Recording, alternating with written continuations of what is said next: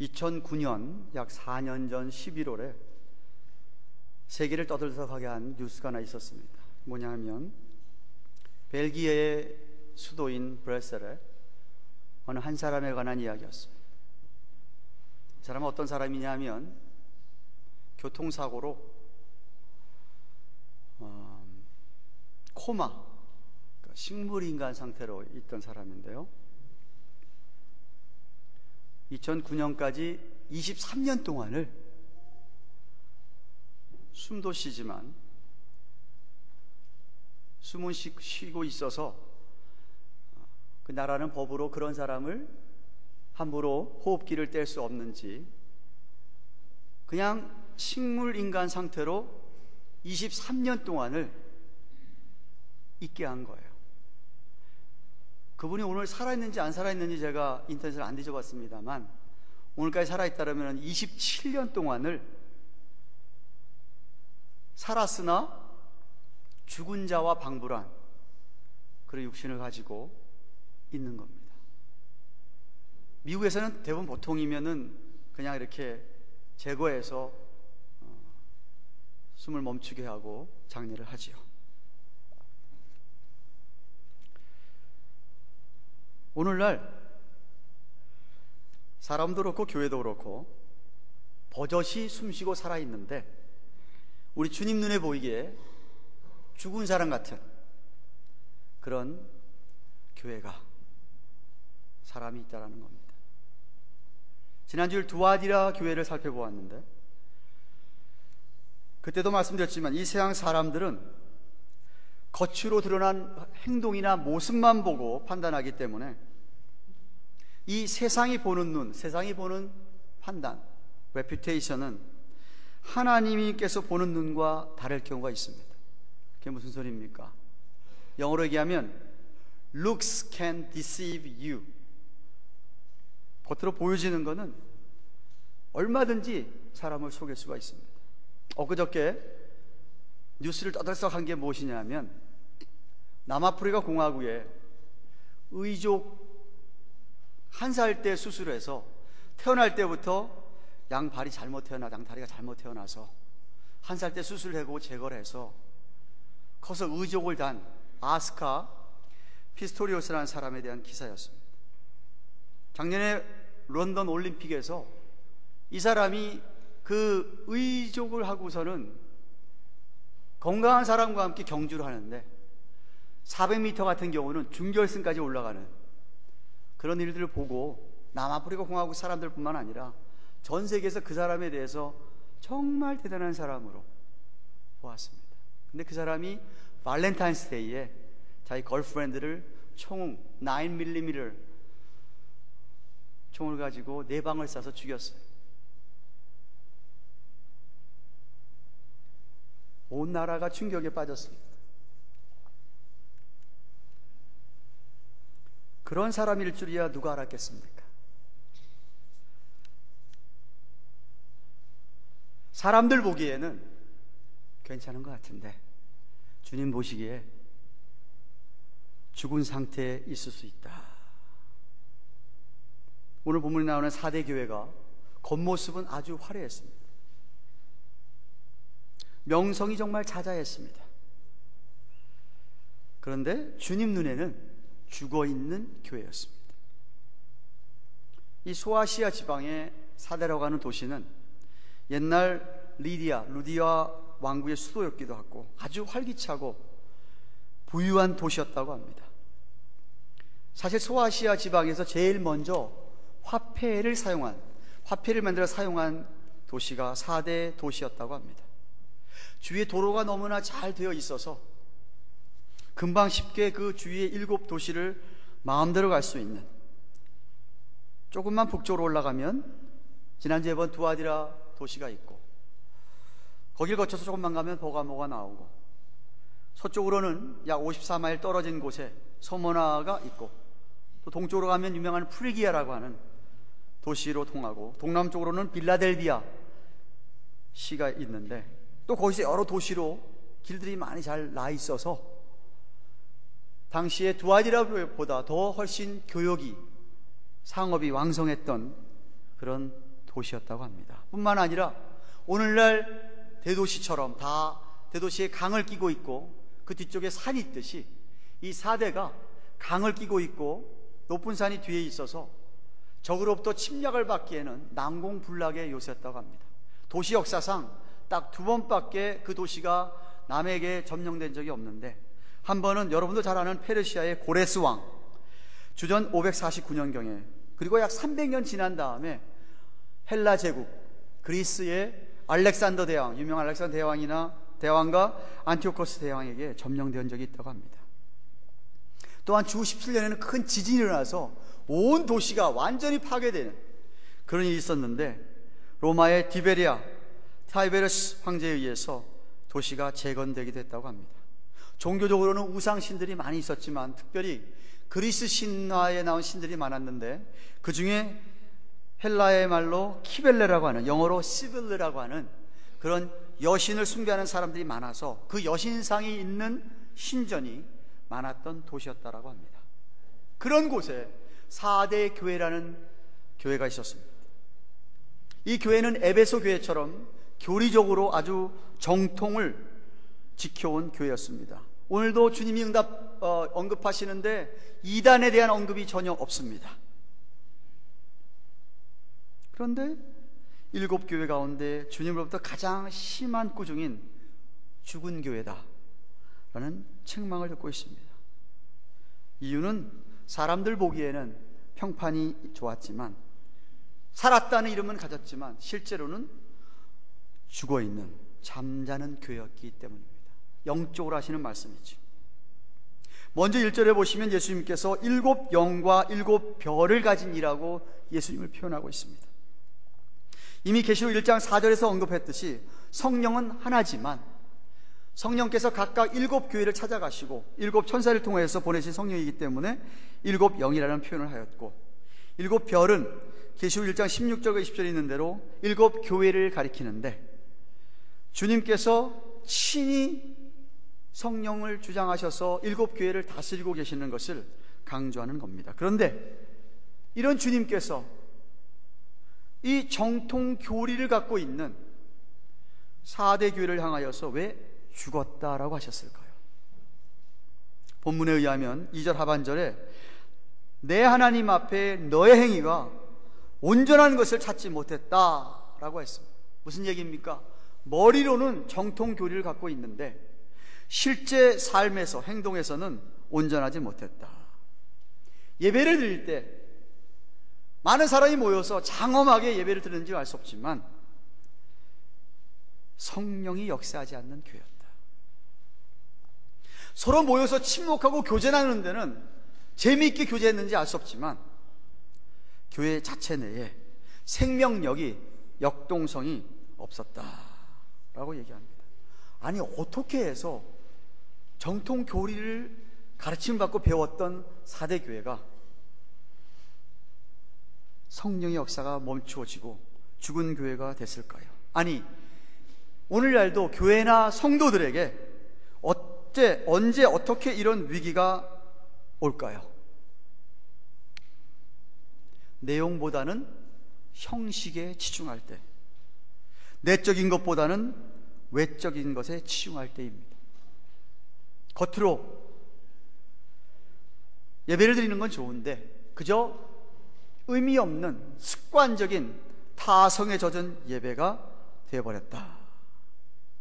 예배를 드려도 살아계신 하나님을 경험해 보지 못하는 그런 예배가 되어버린 것입니다.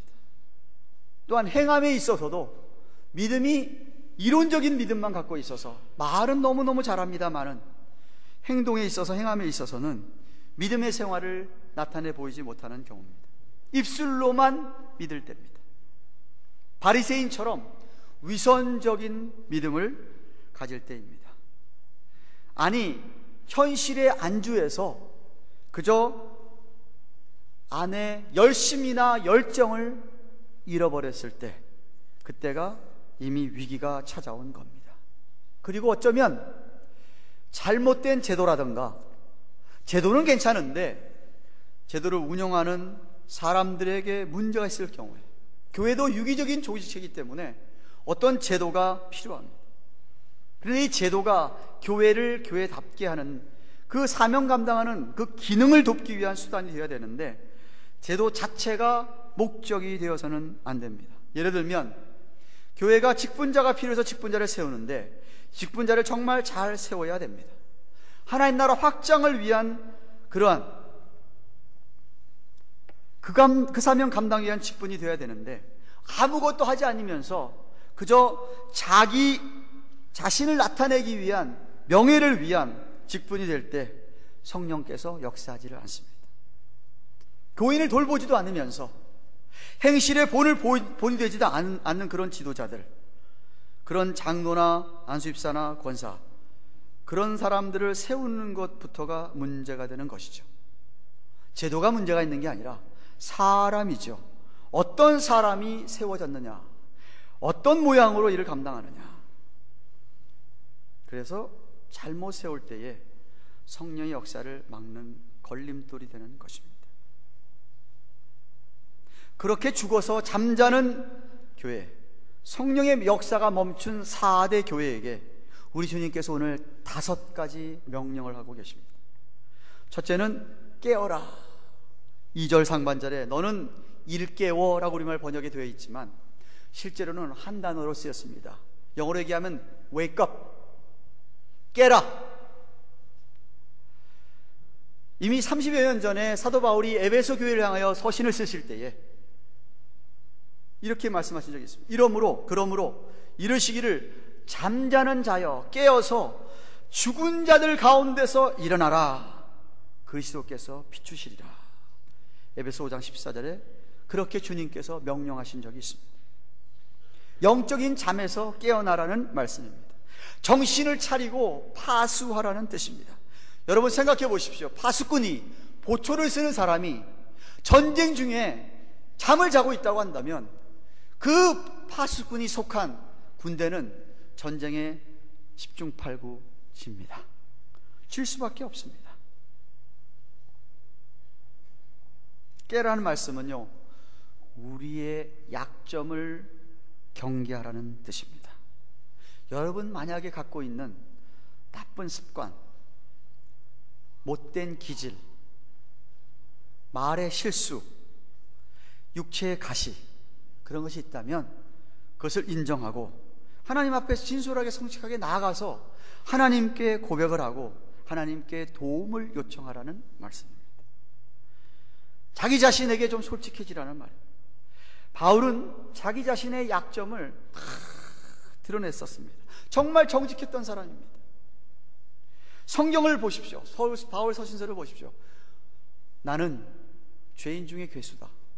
오라 나는 곤고한 사람이다. 난 정말 약한 자다. 스스로 자기의 약점들을 다 드러내고 고백했던 사람입니다. 여러분 자기 약점을 숨기는 사람들은 그 약점 때문에 넘어지게 되어 있습니다. 진솔하게 고해놓고 하나님 앞에 내어놓고 도움을 청하라. 뿐만 아니라 우리의 장점도 경계하라는 뜻입니다. 자기가 잘하는 것, 장점에 대한 과신, 자만을 경계해야 합니다. 어떤 일도 여러분이 장담하면 안 됩니다. 성경에도 스스로 섰다고 생각할 때 넘어질까 조심하라고 고린도서 10장 12절에 말씀했습니다.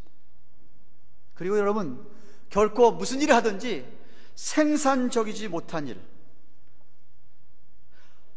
정말 효과적이지 못한 일, 그런 일에 시간과 정력을 낭비하면 안 됩니다. 전혀 열매가 없는데, 전혀 생산적이지 않는데, 효과적이지 않는데 자존심 때문에 붙들고 있는 것이 있다고 한다면 그분은 영적으로 죽은 사람입니다. 죽은 일 붙들고 있는 겁니다. 그런 잠으로부터 먼저는 깨라고 주께서 명하십니다. 둘째는 굳게 하라고 하십니다. 2절 상반절에 그 남은 바 죽게 된 것을 굳게 하라. 우리말 번역을 언뜻 들으면 무슨 말인지 안 들어옵니다. 아니, 죽게 된 걸 굳게 하라니 무슨 말이냐. 정확한 의역을 하자면 이런 뜻입니다. 이제 너희가 죽을 지경이 됐는데 남아있는 것들이라도 굳게 잡아라. 남아있는 것들이라도 강하게 하라, 이런 소리입니다. 죽을 때가, 심판할 때가 얼마 남아있는지 알 수 없지만 주님 만날 준비를 하고 그 남은 시간들을, 남은 정력들을, 남은 자원들을, 하나님이 주신 은사들을 좀 굳게 하고 강하게 하라고 합니다. 다시 말씀드리면 현재 주어진 상황을 좀 잘 판단하고 분별력을 가지고 여러분에게 주어진 것들을 하나님 아버지 앞에 최선을 다해서 사용하라는 뜻입니다.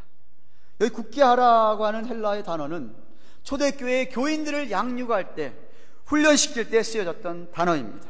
어린 신자들, 초신자들에게 영적 양식을 주면서, 돌보면서, 훈련시키면서 굳게 세울 때에 이 단어를 사용했습니다. 그렇기 때문에 여러분이 굳게 하셔야 된다는 것이죠. 훈련을 받고 마지막 날을 대비하면서 영적 전쟁을 준비하라. 낭비하지 말라는 뜻입니다. 셋째는 생각하라고 명령합니다.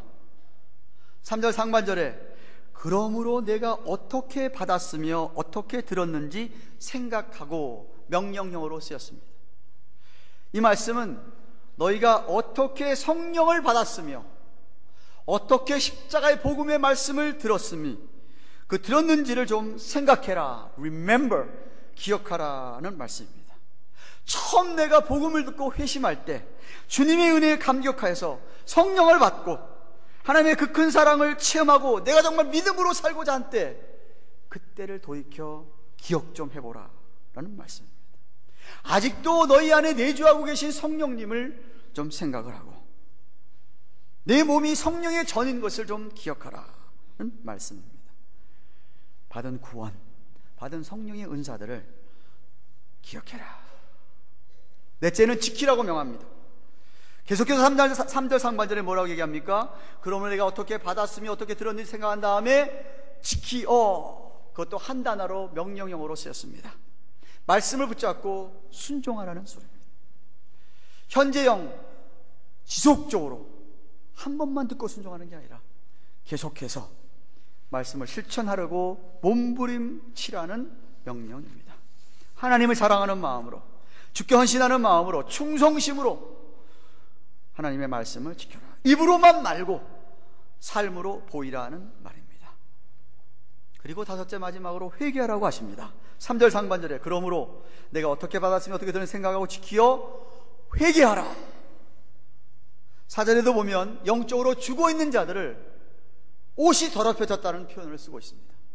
여러분이 예수 믿을 때에 예수님께 여러분에게 새 옷을 입혀주셨습니다. 근데 그 옷을 더럽혔다라는 겁니다. 그 더럽힌 옷을 깨끗하게 씻어라, 정결케 하라 하는 말씀입니다.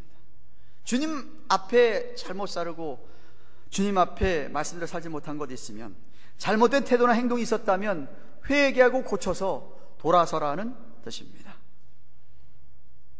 좀 그런 데서 깨어나서 turning around, 새로운 전환을 꾀하라는 말씀입니다. 왜냐하면 그렇게 하지 않는다면 3절 하반절에 내가 도적같이 이르니 어느 시에 내게 임할는지 내가 알지 못하리라. 주님 언제 다시 올지 아무도 모르지 않느냐. 주님이 언제 여러분 불러가실지 아무도 모르지 않느냐. 마치 도적같이 오시겠다. 도둑놈이 여러분 집에 도둑질하러 들어올 때 내가 언제 와서 도둑질 할 테니까 준비하세요 하십니까? 안 하지 않습니까? 우리가 생각지도 못한 시간에 그렇게 주님이 오시든지 우리가 생각지도 못한 시간에 여러분을 데려갈 테니까, 그러니까 그렇게 지금 깨워서 좀 생각해보고 돌이키고 회개하고 지키고 살라고 말씀하십니다. 사랑하는 경안가던 교회 여러분, 두아디라 교회를 살펴볼 때처럼 4대 교회에도 몇몇 그 옷을 더럽히지 않은 영적으로 살아있는 자들이 있었습니다. 4절을 보시면 그러나 4대에 그 옷을 더럽히지 아니한 자 몇이 내게 있어서 흰 옷을 입고 나와 함께 다니니 그들은 합당한 자인 연고라 소수의 무리였습니다. 그렇지만 그들은 깨어 있었습니다. 그들은 믿는 자로서의 사명을 감당하는 성도들이었습니다. 기도하면서, 사랑하면서, 증인의 삶을 살면서, 정말 죽은 교회인데 성령의 불꽃이 거의 꺼졌는데 자그마한 불씨들 몇몇이 남아 있었다는 말입니다. 그 불길을 완전히 끄지 않으려고 애쓰는 성도들, 그 자들을 합당한 자라고 성경이 이야기합니다. 이 합당한 자의 원어의 뜻은 보배롭고 귀중한 자, 이런 뜻입니다. 영예로운 자라는 뜻입니다. 어쩌면 죽은 교회인데 이 몇몇 남은 자들 때문에 사대교회는 소망이 있었습니다. 그러면 사실은 말씀이, 너희가 만약에 이 남은 자들처럼 깨나서 회개하고 말씀을 지키며 기억하며 그렇게 살면 하나님께서 분명한 세 가지 사실을 5절에서 약속하고 있습니다. 주님 재림하시는 종말 시간에 뭐라고 얘기합니까? 이기는 자는 이와 같이 흰 옷을 입을 것이요, 내가 그 이름을 생명책에서 반드시 흐리지 아니하고 그 이름을 내 아버지 앞과 그 천사들 앞에서 시인하겠다라고 약속하셨습니다. 첫째로 4절에 있는 대로 흰 옷을 입는다고 얘기합니다. 사도 요한에게 환상 가운데 보여준 하나님 나라, 계시록 4장 4절에 보면 하나님 보좌 주위에 24보좌가 있는데 24장로들이 그 보좌에 앉아 있는데 다 흰 옷을 입고 있었습니다. 뿐만 아니라 계시록 6장 11절에 보면 주님을 위하여 피 흘려 순교한 성도들에게 우리 주님께서 흰 두루마기 옷을 입혀주셨습니다. 그것을 보여주셨습니다. 아니, 7장 9절에 보시면 큰 무리가, 하늘나라에서 큰 무리가 흰 옷을 입고 그렇게 주님을 찬양하고 있는 것을 보게 하십니다. 무슨 말입니까? 정말 믿는 참된 성도들에게 주시는 하나님의 은혜입니다. 둘째로 생명책에 이름이 확실히 기록되어서 없어지지 않는다, 흐려지지 않는다라고 말씀하셨습니다. 구원에 대한 영원한 확신입니다. 영원한 보장입니다. 이 말씀이 혹 자유주의 신학자나 목사들이 얘기하는 것처럼 생명책 이름이 기록됐다가 지워지고 없어질 수 있다는 말씀을 하시는 것 결코 아닙니다. 오해하지 마십시오. 성경 전체의 교훈은 그렇게 가르쳐지고 있지 않습니다. 한번 생명책 이름이 기록된 사람은 결코 지워지지 않습니다. 하나님의 자녀들의 이름이기 때문에 그렇습니다. 어느 누구도 한번 생명책에 기록된 이름을 지울 수가 없습니다. 계시록 13장 8절이나 21장 27절이 얘기하는 것처럼 죄를 대속하기 위하여 피 흘리신 그 어린 양에게 속한 자들이기 때문에 지울 수가 없습니다. 무슨 말씀입니까? 진실로 구원받는 성도라고 한다면 탕자처럼 아버지 품을 떠나서 타락한 삶을 살 수 있지만 반드시 회개하고 돌아오게 되어 있습니다. 그래서 그 이름이 생명책에 기록된 것을 증거하는 겁니다. 만약에 돌아오지 않는 사람들은 아예 처음부터 그 이름이 기록되지 않은 사람들입니다. 처음부터 교회는 다녔는지 모르지만 그 사람은 예수 안 믿는 사람이었습니다. 성령의 비침을 잠깐 맛볼 수 있어도 성령의 인침을 받지 못한 사람들입니다. 똑똑히 아셔야 됩니다. 셋째로, 주님께서 참된 성도들을 하나님 아버지 앞에, 천사들 앞에 시인한다고 얘기합니다. 이 말은 인정한다는 소리입니다. 하나님께서, 우리 주님께서 하나님께 이 사람 진짜입니다, 인정해 주는 겁니다. 그러므로 여러분, 먼저 우리가 이 세상에서 세상 사람들 앞에서도 예수님을 시인할 수 있어야 됩니다. 믿는다는 걸 시인할 수 있어야 됩니다. 마태복음 10장 32, 33절에 뭐라고 얘기하셨냐면 주님께서 누구든지 사람들 앞에서 나를 시인하면 나도 그를 시인할 것이고 사람들 앞에서 나를 부인하는 사람은 나도 하나님 앞에 그를 부인하겠다고 말씀하셨습니다. 여러분이 세상에서 예수 믿는 사람들 앞에, 예수 믿는 사람으로서 세상 무신자들 앞에서 자기가 예수 믿는다는 것을 시인하지 않으면 하나님께서 내가 모른다라고 얘기하신다는 말씀입니다. 여러분이 믿는 자인데 세상 사람들 앞에 믿는 자들처럼 행동하지 않으면 아무리 입으로 얘기해도 인정이 안 되는 겁니다. 여러분은 정말 믿는다는 것을 증명하는 삶을 살아야 합니다. 그게 주님께서 인정하는 삶이고 사실 그게 축복의 삶이고 영광스러운 삶입니다. 버지니아에 있는 제 후배 목사님이 한번 이런 얘기합니다. 목사님, 저는요 큰 교회 앞에 가서 좀 전도 좀 해야 되겠습니다. 그 말의 의미가 뭐죠? 큰 교회 사람 많이 모이는 것 같은데 안 믿는 사람이 많은 것 같다 이거지. 교회는 왔다 갔다 하는 사람은 많이 있어도. 그런 얘기를 하는 것을 들었습니다. 죽은 교회, 어쩌면은 죽은 교회는 믿는 사람보다 믿지 않는 사람이 훨씬 많아서 죽은 교회가 아닌가, 그런 생각도 해봅니다. 제가 존경하는 달라신학교 총장도 지내셨고 인사이트 포 리빙이라고 하는 방송국을 운영하시는 찰스 윈들 목사님이 오늘날 영적으로 죽어있는 교회의 특징을 5가지로 말씀하셨습니다. 첫째, 화려했던 과거를 자랑하고 과거를 찬양하는 교회, 그런 사람. 둘째, 융통성이 없어가지고 변화하기를 거부하는 사람, 전혀 바뀔지를 모르는 교회. 셋째, 지도자들이 게으르고 육체를 쫓아서 인도하는 교회. 넷째, 어린 학생들과 어린아이 주일학교 학생들과 중고등학생들처럼 그런 후배를 무시하는 교회. 다섯째, 전도나 선교에 관심이 없는 교회. 그런 성도, 죽은 성도고 죽은 교회입니다.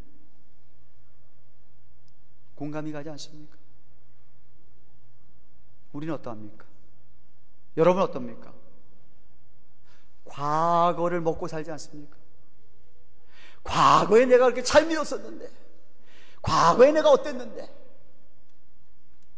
하면서 찬란했던 과거만 생각하고 거기에 묶여있지 않습니까?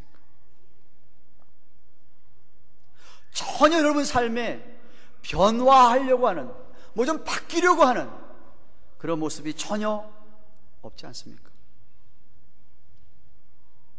지도자들의 모습에서 게으름이나 성령을 쫓아서 인도하는 게 아니라 육신을 쫓아서 인도하는 그런 모습은 없습니까? 유년주일학교나 중고등학생들을 귀하게 여기고 있습니까? 아니, 전도하려고 합니까? 정말 선도하려고 하십니까? 그 열정이 여러분 아직 있으십니까? 4대 교회를 향하여서 죽었다고 말씀하시는 주님의 음성에 귀를 기울이셔야 됩니다. 살아 숨은 쉬고 있지만 영적으로 죽은, 영적으로 잠자고 있는 여러분들은 우리 교회는 아닙니까? 정통 교리는 주장하면서 다 죽은 정통이 되어버린, 삶에서 뒷받침되어지는 게 없어서, 전혀 보이지 않아서 외적으로는 뭐 같이 찬양도 드리고 신앙 고백도 같이 오른손 들고 하고 찬양도 드리면서, 그러면서도 내적으로는 여전히 부패한 타락한 죄성에 완전히 쌓여서 성령 역사를 체험하지 못하고 살진 않습니까? 같이 나랑 같이 신앙생활 하던 분이었는데, 앞에 나서서 하는 일 많았던 분인데, 나중에 주님한테 가보니 그 사람은 내 옆에 없고 전혀 딴 곳에서 고통당하고 있으리라고 생각되지는 않습니까? Please, 제발 여러분이 잠자고 있다고 생각되시면 깨어나시기를 축원합니다. 내일 부르실 줄 누가 합니까? 내일 장담할 분이 여기 누가 있습니까? 제발 남은 인생을 좀 귀하고 주를 위해서 쓰임받는 인생 되기를 바랍니다. 여러분이 허락해 주신 시간과 건강과 물질과 몸을, 성령의 은사들을 굳게 하셔서 사용하시기를 바랍니다. 훈련을 받으세요. 양육을 받으세요. 좀 성경을 읽으시고 공부하시고 배우세요. 내가 어떻게 복음의 말씀을 들었는지, 성령이 어떻게 내게 비침을 주었는지, 그 하나님의 놀라운 사랑을 좀 remember, 기억하십시오. 말씀을 듣는 것으로 그치지 마시고 순종하고 사십시오. 내게 만약에 잘못된 생각이나 행동이 있었다면 회개하고 돌아서십시오. 믿는 사람은 과거에 얽매이는 사람이 아닙니다. 미래의 지향적인 사람입니다. 앞을 향하여서 나가시는 분들입니다. 과거의 것 자랑하지 마세요. 뭔 소용이 있어요? 지금 아무 일도 안 하고 있는데, 아무것도 안 하고 있는데 무슨 소용이 있어요? 오늘 내가, 내일 내가 하나님 앞에 어떻게 무엇을 보고 나갈 것인지.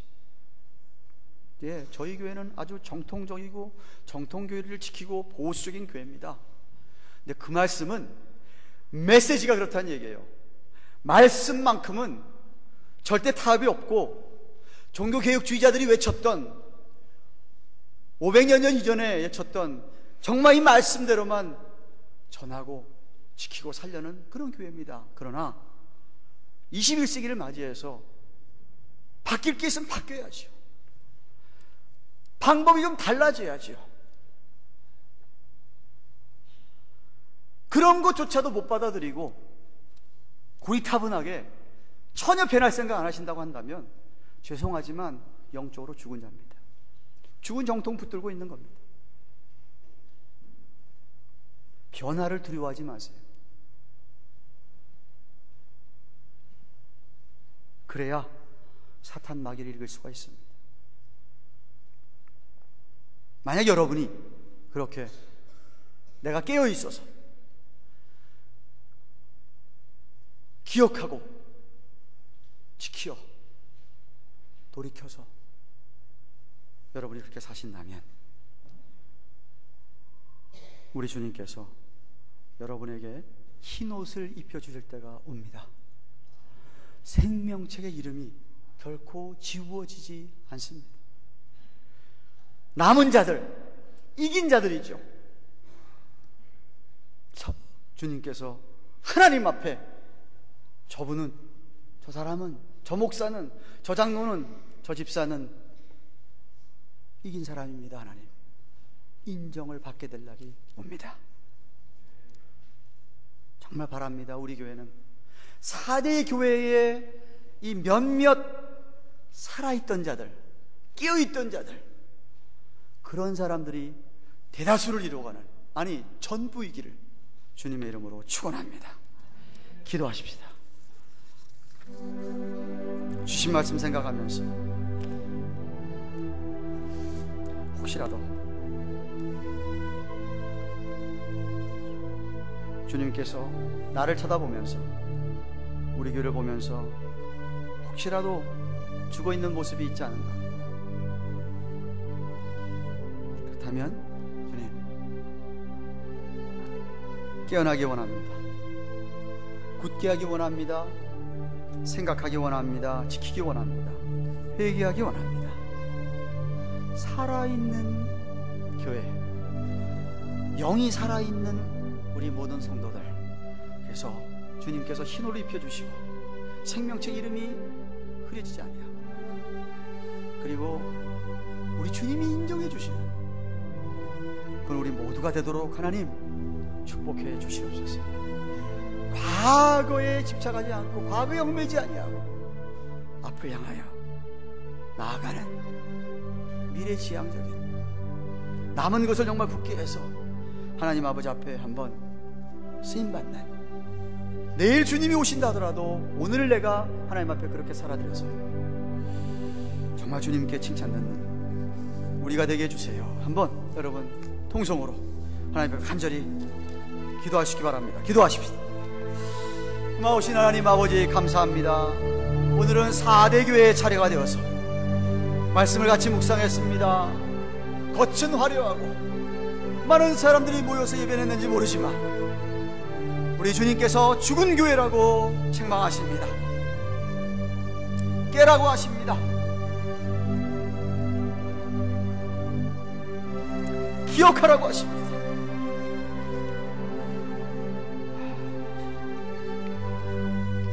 생각하라고 하십니다. 굳게 하라고 하십니다. 회개하라고 하십니다. 하나님, 우리 교회는 어떻습니까? 우리 성도들은 어떻습니까? 우리라도 한 영혼이라도 잠자는 영혼들이 있습니까? 오 주님, 깨워 주시옵소서. 저들이 생각하고 굳게 하고 지키어서 돌이켜서 정말 한 사람도 빠짐없이 흰 옷을 입고 생명체에 기록된 이름이 흐르지 아니하고 주님께 인정을 받는 우리 교회가 되게 하여 주옵소서. 전도의 열정이 선교 열정이 식지 않게 하소서. 우리 지도자들이 부지런하게 도와주시옵소서. 아버지 하나님, 우리 주일학교 중고등학생들을 위하여 기도하는 교회, 귀하게 여기는 교회가 되게 하시고, 아버지 우리 예배가 살아있게 하시고, 정말 하나님